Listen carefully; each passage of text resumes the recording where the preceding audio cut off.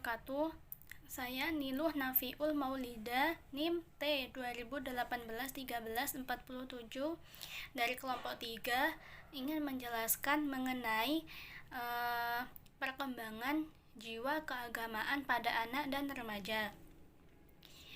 Perkembangan jiwa keagamaan anak dan remaja ini melalui 3 tahap. Yang pertama yaitu tahap bercerita dan mendongeng. Pada tahap ini berkisar pada umur anak 3-6 tahun. Pada tahap ini anak mengenal konsep Tuhan yaitu melalui emosi atau fantasinya. Jadi orang tua bisa mengenalkan konsep Tuhan pada anak yang masih umur masa awal seperti ini, yaitu dengan cara bercerita dan mendongeng. Yang kedua yaitu tahap the realistic stage, yaitu ketika anak berusia 7 tahun sampai remaja. Pada tahap ini seorang anak sudah mengonsep Tuhan dan agama berdasarkan kenyataan. Jadi hal ini dikarenakan pengaruh bimbingan orang tua dan lembaga-lembaga keagamaan di sekitarnya. Yang ketiga yaitu tahap individu, yaitu ketika anak sudah bisa mengenal Tuhan dengan atau secara individu atau secara bisa mengenal melalui pengetahuannya sendiri. Pada tahap ini seorang anak bisa menjadikan Tuhan itu jawaban atas permasalahannya. Ketika seorang anak memiliki permasalahan, maka dia akan menuju ke Tuhannya atau berdoa. Yang selanjutnya yaitu ada beberapa tahap yang lain pada perkembangan jiwa anak, yaitu yang pertama tahap religiositas anak pada masa awal perkembangan, yaitu anak berpikir bahwa dunia ini itu abadi. Jadi ketika seorang anak menemukan kasus kematian, dia akan bertanya-tanya dan pasti dia akan bertanya pada lingkungan sekitarnya. Jadi pertanyaan tentang kematian ini yang menjadikan dirinya mengenal konsep Tuhan dan agama. Yang kedua yaitu tahap religiositas anak ketika anak berusia 5-6 tahun atau masa prasekolah.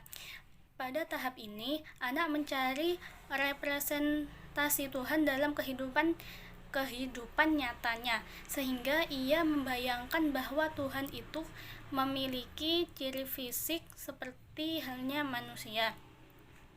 Yang ketiga yaitu tahap religiositas anak pada masa pertengahan, yaitu pada tahap ini anak mulai membangun hubungannya dengan Tuhan, yaitu melalui berdoa seperti itu.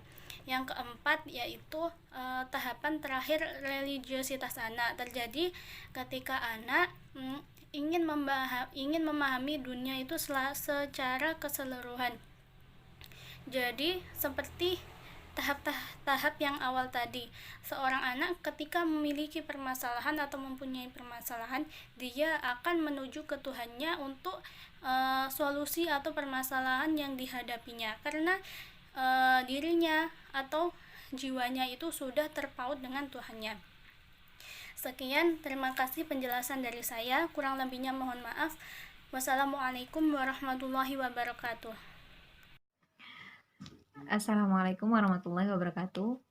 Kami di sini dari kelompok 3 Psikologi Agama akan mempresentasikan tentang perkembangan jiwa keagamaan pada anak dan remaja. Saya sebagai presentator atas nama Livia Cahyanunufus, NIM T 2018-13-19 akan menjelaskan tentang tahapan-tahapan perkembangan jiwa keagamaan pada anak dan remaja. Anak-anak dalam manusia itu berusia 0-12 tahun. Ada yang berpendapat ada 3 tahapan masa kanak-kanak. Yang pertama, usia 0-2 tahun itu bisa disebut sebagai masa vital. Usia 2-6 tahun bisa disebut sebagai masa kanak-kanak. usia 6-12 tahun bisa disebut sebagai masa sekolah. Sedangkan untuk tahapan perkembangan pada manusia sendiri ada 5, yakni yang pertama 0-3 tahun bisa disebut sebagai usia vital atau menyusui. 3-6 tahun bisa disebut sebagai usia bermain.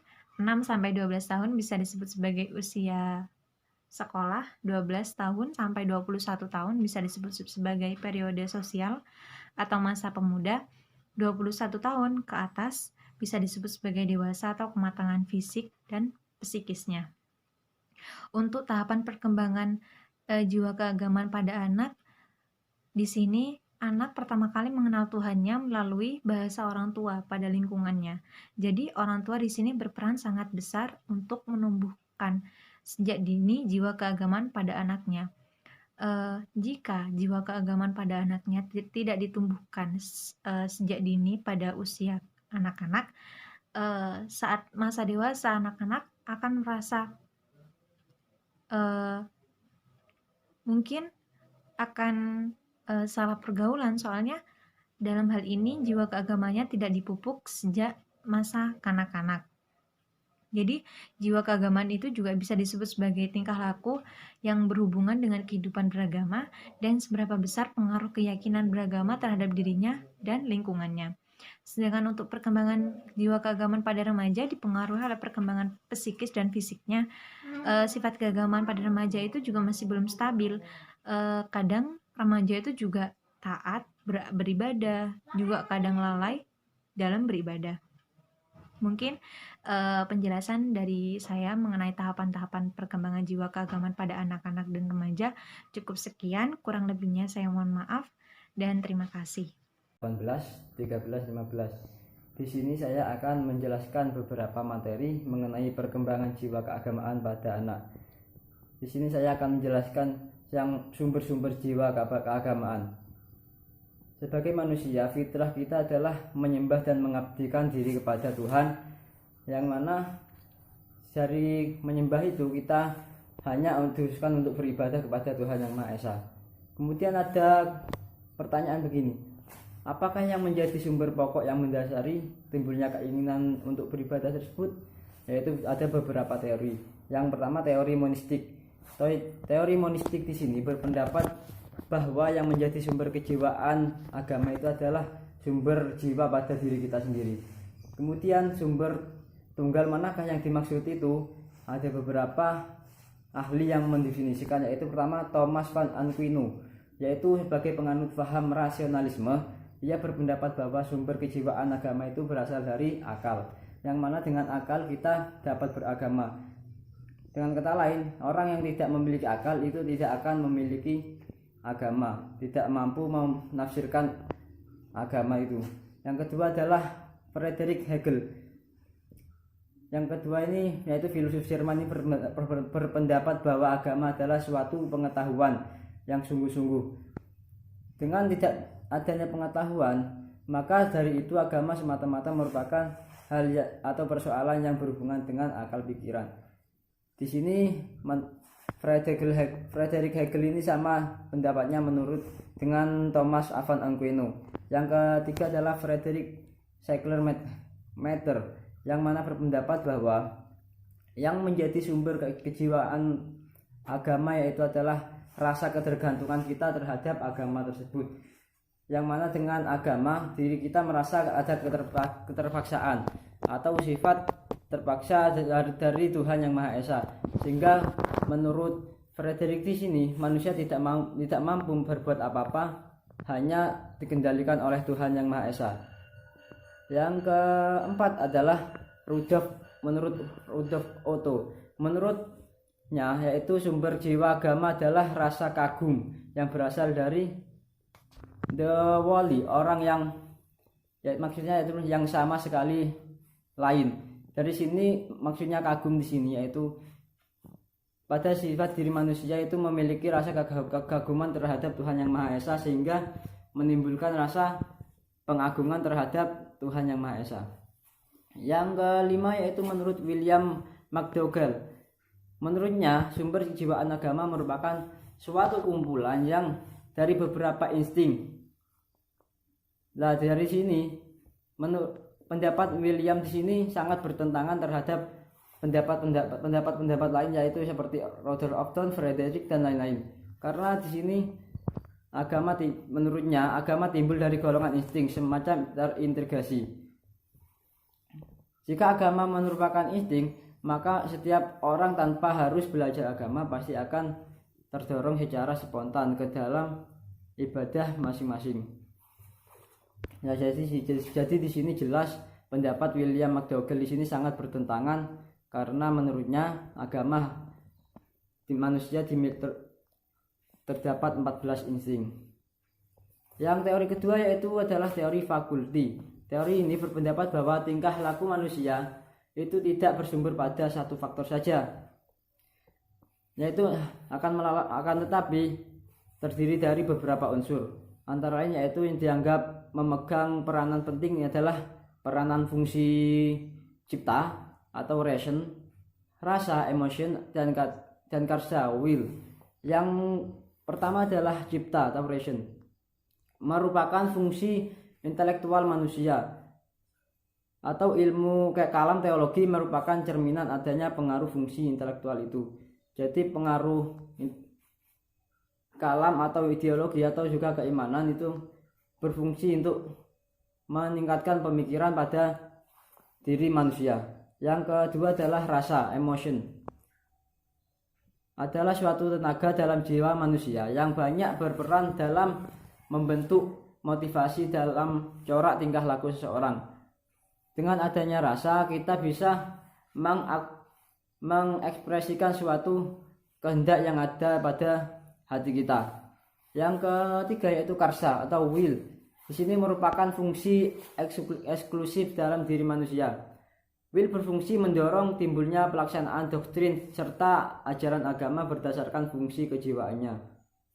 Nah, jadi di sini jelas dengan adanya karsa, seseorang itu memiliki suatu jiwa keagamaan yang baik atau jelek. Karena dengan adanya karsa, apakah karsa itu baik atau jelek pada diri manusia itu berdampak pada kejiwaan agama yang ditimbulkan oleh karsa tersebut. Ketiga fungsi di atas harus berfungsi secara berimbang dalam diri manusia. Karena ketika fungsi peranannya kurang atau terlalu maksimal, maka tidak akan tercipta keharmonisan dalam pelaksanaan nilai-nilai keagamaan.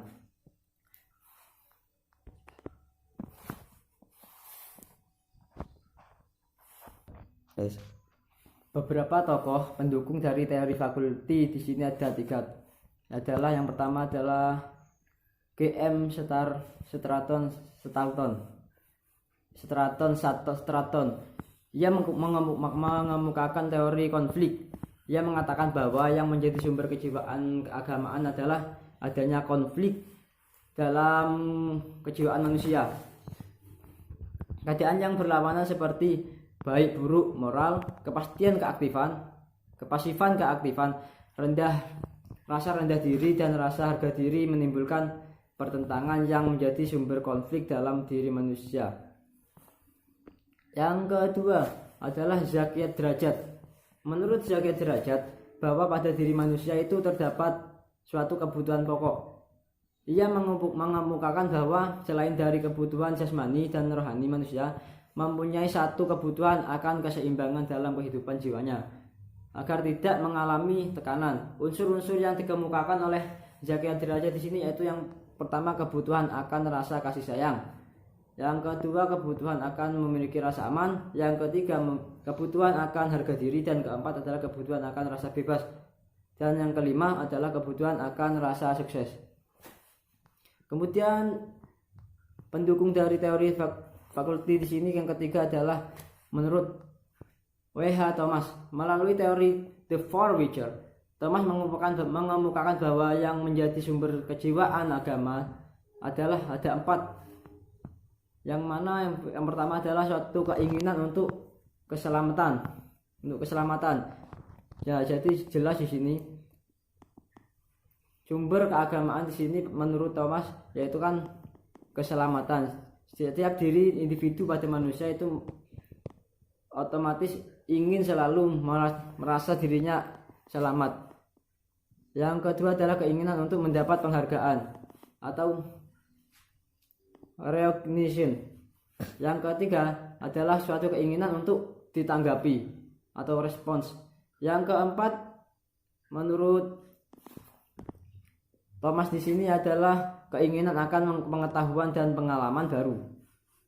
Didasarkan pada 4 keinginan itulah pada manusia menganut agama dan melalui ajaran agama yang teratur, maka keempat keinginan dasar itu akan tersalurkan dengan cara menyembah dan mengabdikan dirinya kepada Tuhan Yang Maha Esa. Demikian keterangan saya dari penjelasan saya tentang sumber-sumber keagamaan. Semoga dapat bermanfaat. Kurang lebihnya mohon maaf. Assalamualaikum warahmatullahi wabarakatuh. Assalamualaikum warahmatullahi wabarakatuh. Perkenalkan, nama saya Maya Izzat Yusofa, NIM T 2018-1317. Nah, di sini saya akan menjelaskan tentang sifat keagamaan pada anak dan remaja. Nah, sesuai dengan ciri mereka, maka sifat agama pada anak-anak tersebut tumbuh mengikuti pola idealis konsep authority. Nah, jadi ide keagamaan pada mereka ini dipengaruhi oleh faktor dari luar, dan apa yang mereka lihat itu mereka ikut mengerjakannya. Jadi polanya itu seperti meniru. Nah, jadi dengan hal ini maka konsep remaja dan anak dapat dibagi menjadi 6. Yang pertama yaitu tidak mendalam. Jadi dalam sifat ini anak itu masih menganggap Tuhan itu manusia, jadi belum menyeluruh seperti melakukan sholat, itu belum, masih tidak mendalam. Yang kedua yaitu egosentris. Nah, jadi egosentris ini anak memiliki kesadaran sejak pertama usia perkembangannya dan akan berkembang sejalan dengan pertambahan pengalamannya. Contohnya, pada saat di toko, anak itu melihat sebuah mainan dan anak itu ingin memiliki mainan tersebut. Maka sesampai di rumah, maka anak itu berdoa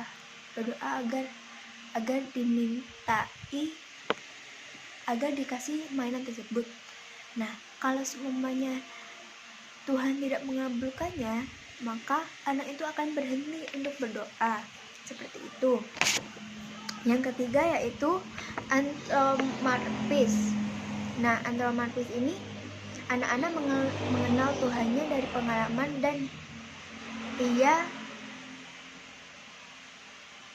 pengalaman dan ia berhubungan dengan orang lain. Sebenarnya orang tua kita mengajarkan, nak, kalau semuanya kamu berdoa terus menerus, maka Tuhan akan mengabulkan semua doa-doa kamu.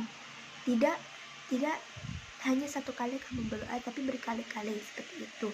Yang keempat yaitu verbalis dan ritualis. Nah, jadi sifat keagamaan pada anak ini tumbuh karena ucapan. Contohnya seperti kalimat syahadat, terus kalimat sholat, seperti itu kan sering kita ucapkan, maka anak itu sering melakukan hal tersebut seperti sholat. Yang kelima yaitu imitatif. Sifat ini diperoleh oleh meniru. Jadi semuanya orang tua kita sholat dan sering mengaji, maka anak tersebut kita ajarkan untuk ikut dan mereka akan kepo apa yang kita lakukan dan apa hasilnya. Yang keenam yaitu rasa heran. Sekian materi yang dapat saya sampaikan. Terima kasih. Wassalamualaikum warahmatullahi wabarakatuh.